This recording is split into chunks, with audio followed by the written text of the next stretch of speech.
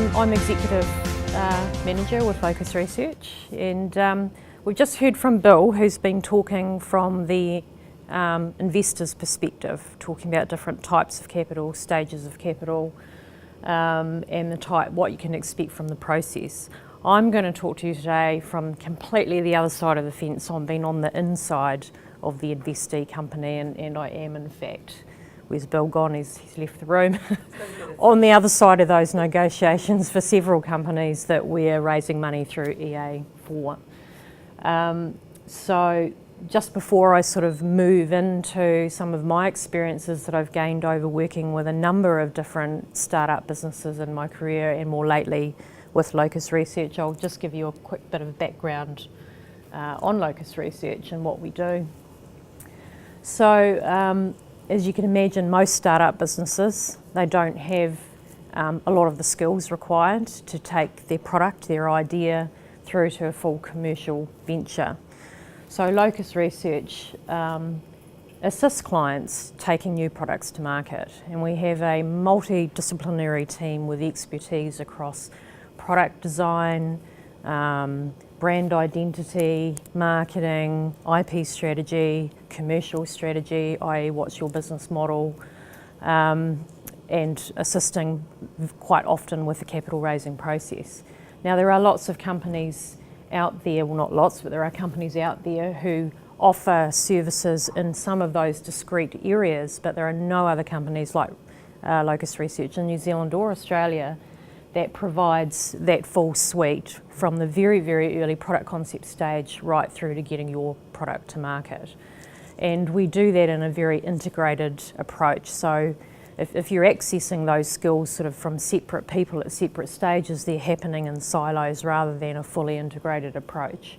So we don't just develop a product and think about the product concept, we're developing the IP strategy that might sit behind that, we're developing the brand identity, we're working on the voice of the customer being represented throughout that whole development process. So that's sort of in a nutshell what Locus Research does. My role there, I'm involved in the commercial, the financial side, and at the moment I'm the virtual CFO for two of our customers that we've actually invested in ourselves as well, and sit on the board of one of the other ones. So Bill actually stole my thunder before when he was mentioning the concept of the ice cold hair straightener. So we've got three companies right now that Locus has been working with who have literally just launched their products into the market this side of Christmas, who are all at a very similar stage. They have all just successfully or in the middle of another capital round, which we happen to be working with Enterprise Angels on. So here we've got our world first ice conditioning system. So those, just out of interest, the little cartridge in the middle that actually goes into your freezer, and then when you're going to use it, you clip it inside the handle there and you run that through your hair, and it's been heralded so far as the next biggest thing next to a set of hair straighteners. So once you've got it in the hands of a female and she's tried it, or some overseas markets with men with lots of long hair, but in New Zealand context, give it to your wife to try for a week. So the piece and then comes out on each side and that's in the freezer? Yep, that bit goes in the freezer. So if you ran out of ice cubes, you can throw it in the gin and tonic and just... Well, our next product development will be a little desktop docking station that will freeze it itself. So that's so they just pull out in the so it's got the screws. in the plan. Just clips in. Another one that's just come to market. So this is the Ubco. It's a two-wheel drive electric utility bike. Been quite a lot of press around it around the bay lately, and you'll see it at Fieldays if you're coming along. So again, founders of this business already had a successful e-bicycle, and I say bicycle with pedals. So for most of you, if you've ever heard of an electric bicycle, you've still got to pedal it to get going, and then the battery takes over. This doesn't have pedals. This is totally run autonomously on the lithium battery that has an extremely long range. The bike's designed to have extremely, I don't know if you call it high or low ratio torque, but it's designed to carry a payload. It's very heavy duty design in the frame with areas to connect and bolt on, trailer, crate on the back, whatever you like to do with it. So we're targeting the off-road version at the moment in terms of agricultural use around farms. We've also got parallel discussions going with a lot of B2B fleet commerce type opportunities with the likes of Department of Conservation, I can never say that, DOC, St John's, New Zealand Post, tourism also a big area, and we will also be coming out with a road legal version for urban use that follows on. So Upco, another example of one of our products. And Balex Marine, who have just launched their automatic boat loader. So this is a remote controlled, hydraulically driven boat launching and loading onto your boat trailer. Powered rollers, aren't they? Powered rollers, yeah. So you'll see that at the upcoming boat shows, etc., coming out lately. The process of going through and raising startup capital and building a company from nothing, there are a lot of similarities all the way through that process. So I'm going to share with you now some of the insights and things that I've repeatedly seen over and over again in dealing with startup businesses. I see completely different products, but a lot of similarities. So I know that's a bit of a cliche, but by crikey, when you're a startup, cash is king. That's the long and the short of it. You might have the best idea in the world, and as you've probably heard many times, the old adage, 75% of startups will fail in the first 3 years. That is not necessarily because the idea wasn't good enough or the execution wasn't there. Sometimes that is the case. More often than not, it's because you run out of money before you get the chance to actually prove that your product's working in the market. So for a startup, time really is money. You know, you're either there on vapor because you've given up a paid salary somewhere else, or you are paying somebody, but you have a limited cash runway of however you've scraped up your initial money, whether that's what they call bootstrapping, friends, neighbours, any way you can raise it to raise your first maybe 50k, 100k to get yourself started. That's only going to last a very short amount of time, and every week, day, month that goes past, that runway is running out rapidly fast. So I don't think I know anything else more true than time is money in a startup situation. So it's absolutely critical that you understand and know what your cash runway is looking like based on what you plan to do with that money you raised and the time frame to execute that. I know it sounds really common sense and simple that you should know that, but I see it over and over again. And often because those skills, those financial planning skills, simply aren't in the company at that point. So you might have done a budget, or you might have done some projections, but so often early stage investors truly do not have the visibility they need to understand their cash runway. How many months am I going to survive doing what I'm doing or doing what I'm planning to do before that money runs out? And I've seen things crash and burn famously through not having that visibility and that runway disappearing much faster than planned.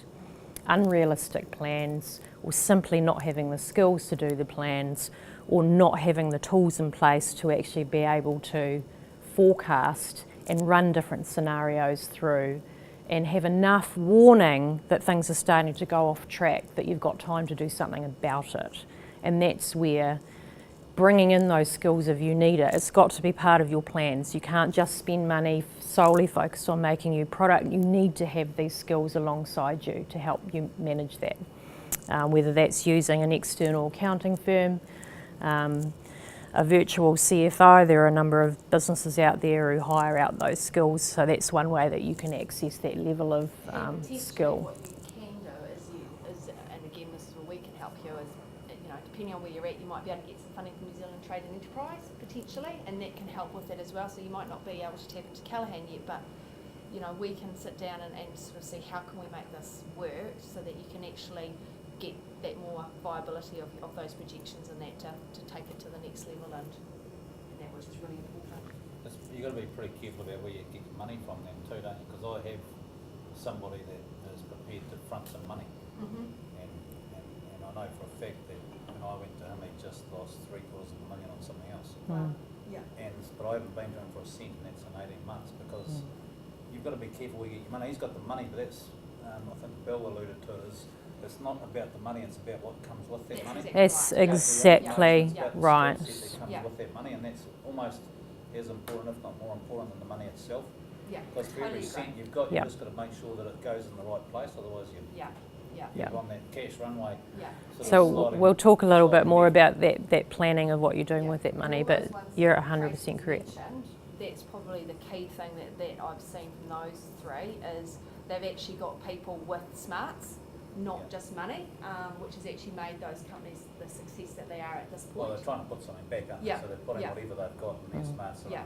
their Yeah. little area of expertise, whatever that Yeah. might be. Yeah. And then Yeah. from what they've meant So you've done the right thing, not just taking the person's money, you want it with, it's got to have something else with it as well. Got to get some fun out of it as well too. It's all about the fun, isn't it? Not so much the money, fun. So as Bill alluded to, milestones. So the common thing that I often see is a lack of understanding about actually having a clear vision of what the value creation milestones in your startup are going to be. Every time that you raise money, as Bill said, you're giving away a piece of your company. The game, and this is a game, the game here is that what you raise that money for, you turn that into more value than what you gave away of your piece of pie. So you need to have a very clear set of milestones of what you're going to deliver with that money you've just raised, so that that will catapult the valuation of the company when you go back for your next raise, more than what you gave away at the previous stage. You're not going to raise it all up front because nobody's going to give you that much money up front, and you'd be giving away your company almost entirely. So you're always going to take just enough to get you from A to B, but as little as you can get away with not giving away too much of your company. And that is the challenge. That is a real challenge. So the key is having some targets, some key things that you want to deliver with this stage of capital that you believe is going to catapult the valuation of your business, and then aligning everything that you're doing in the business to delivering those milestones in those timeframes. You need to have a really good, clear visibility of what that might look like and align everything you're doing to that. So here's an example of what that might look like. Founder puts in 100K, owns 100% of nothing, more or less at that point. The next stage, which might be a little bit of seed capital, so that you can go off and do things like check whether you have freedom to operate, do IP searches, do some very, very high level initial market research to understand the market and the customers that you're targeting. You might typically raise a couple of $100,000 at that stage, and at this point, based on what you've initially done with your capital, you've raised the value, say, from 100 to 500,000. This is quite a typical kind of picture. So as you can see down the bottom there, my post-valuation value of the company with the new 200 is 700K. So as the initial founding investor, they've been diluted 29%, so they now own 71% of the 700K pie. The next stage, which is more likely to be getting now into your startup sort of capital, you've done a little bit of high level research, you might have done some initial product concept design, you're starting to move into the more heavy lifting stuff here. So, and this is the stage that these three companies that I've just showed you before are at, going back for the second round of capital now. So let's say we're now saying the company's worth $2 million. So you have to be able to explain that. You have to be able to demonstrate what has the company done in between when it was 500,000 and now we're saying it's worth $2 million. What have we done? What have we achieved? What are some of the hurdles that we've passed that now makes it less risky? There's more value there. What's the post money? Post money, so that's the value after. We talk pre-money and post-money. So who asked the question? I didn't quite see where that came from. So pre-money is the value that you're valuing your company at when you're going out to raise capital, and post-money is after that capital's gone in into the business. It's just A plus B. But then you look at what the founding shareholder, what they've been diluted to after that. So there's some examples of the type of milestones that we might be saying we're achieving at the 2 million valuation. Now we've got actual prototypes designed, we've got a brand strategy, we've got an intellectual property filing strategy. We may not have executed it yet because that's what you need the money to do, but you have a plan and a strategy. You might have some pre-orders. There is nothing that speaks better from an investor's perspective as customers saying, I'm going to buy this, I'm prepared to pay that price for it, I actually want that product. That might be at the pre-order stages of what we did for Ubco. We sold bikes a year before our first production bikes came off the production line. So that not only validates that people actually want it, they like the concept, it also validates the price they're prepared to pay, which speaks volumes when you go into due diligence to raise your money. That was actually at last year's Fieldays that We did. Pre-sales. Yeah. That's true. So in this case, in this scenario here, we see our founder's now been diluted down to 48%, but it's a bigger pie, so his value is now 1.4 million. So in this example, we've raised the valuation enough for his dilution to be outweighed by the increased value based on what the milestones that they can deliver with that amount of money, and on it goes. So that's just a bit of an example of that value creation. So you need to be able to articulate that in your business plan when you're asking for that money. So as I mentioned before, aligning to that, what can often happen is once you've raised the money, people just go back to business as usual and they lose sight of those deliverables, those promises that we said we were going to make in delivering that. So it's really important not to lose sight of that. So having internal reporting and external for banks, for investors. If you have raised money with EA, for example, you're going to need to do quarterly reports back to them on progress against your deliverables. So that's a really critical success factor in keeping your investors happy, your bankers happy, not to lose sight of those. So it can be as simple as this type of dashboard reporting. My 3 or 4 milestones were X. I've got a budget of X for each milestone, and on a monthly basis, how much of that have I spent and how much of the work has been completed. And if they're not lining up, like the milestone 1 and 3 in that example, you're running into a problem. You're going to run out of cash runway because you haven't, you're overspending. It's a reasonably simple way of looking at it. So you really do need to do the prep work and get ready for due diligence to do a good job of this and to succeed. So I think Bill's brought in is checklists which you can take away with you, which gives you a good idea of the type of information and questions and things that you need to be able to provide when you go through that process. So some of the tips that I'll give you is proving your business model is something that will speak volumes during the due diligence process. So that is about demonstrating how your idea, your concept is actually going to make money. And again, it's surprising how many people actually lose sight of how to execute their product into a market, or they've made a lot of high-level assumptions that they've never really validated or worked out to realise that the business model doesn't work, doesn't stack up, or there's not enough money in it.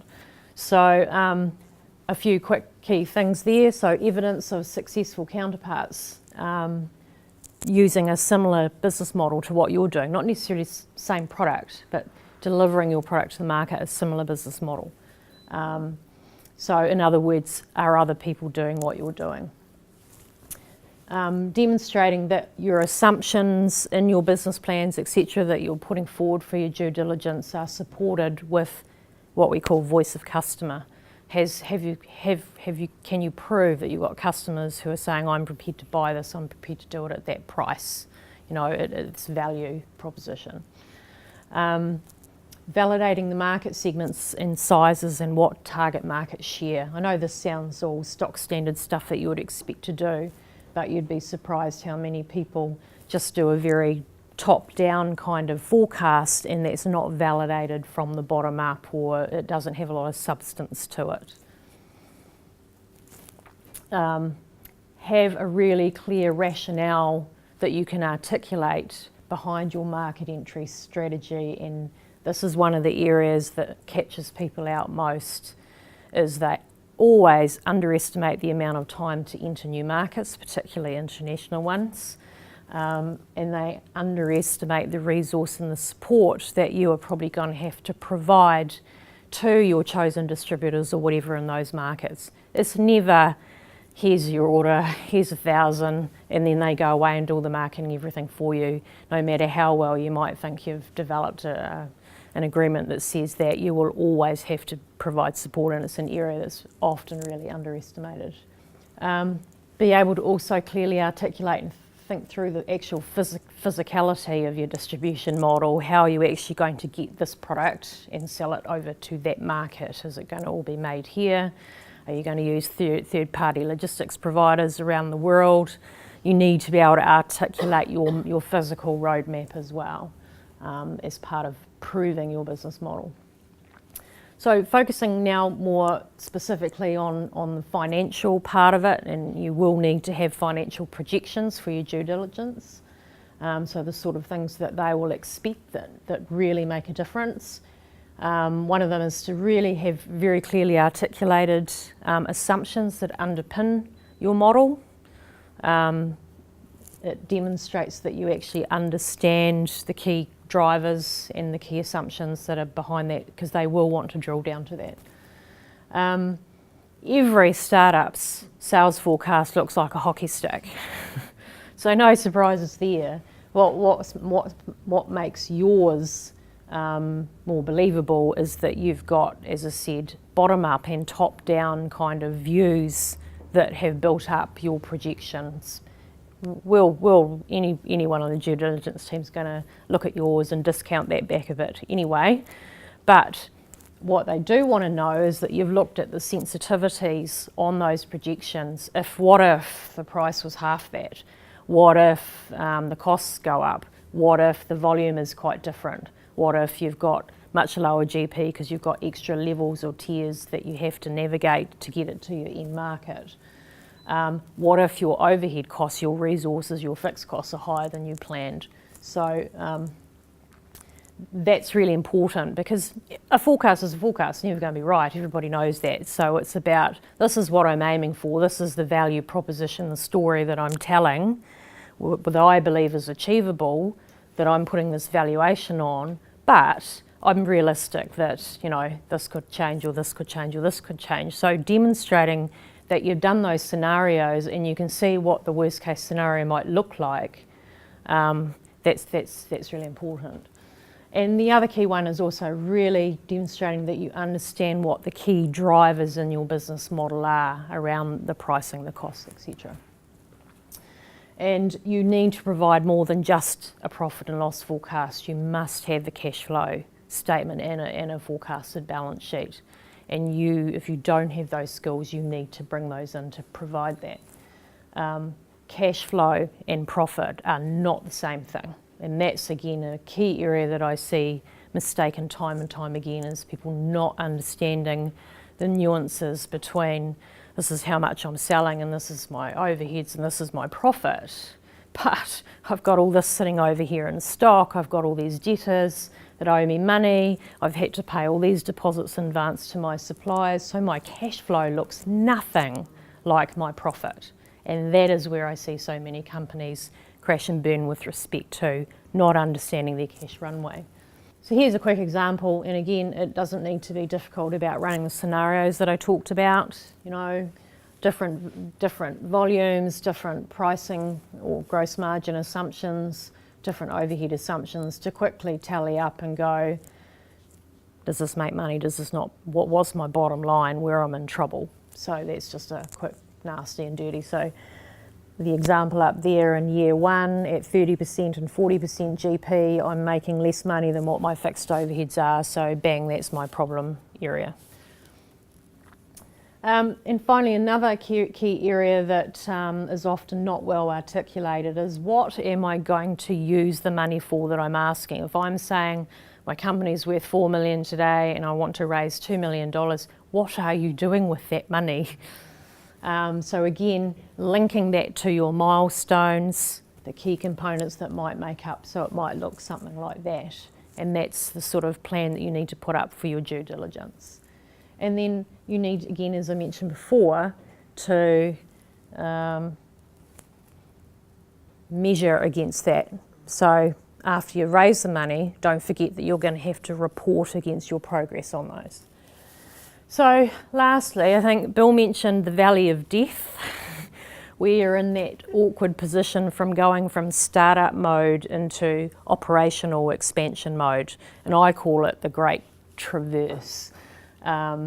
Where we've gone here, we're now moving into an operational structure, and there's this void of lack of money and resource in between our great traverse. So often, you know, you're going through that, you're just about to go into commercial, you've used up your cash runway. Naturally, you're usually aligning a capital raising milestone to this point.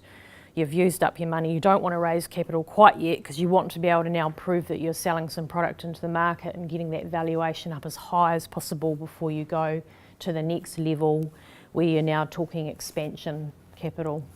So often this is where we run out of money and we literally don't have enough resource to actually, now we've solved our product, we've got everything all hunky-dory, we literally haven't got the resource to take it to market. We need to hire a whole lot of people, a whole lot of skills in the business. We can't actually do it all at once. So we almost always see people underestimating the time it takes to then actually turn into an operational company.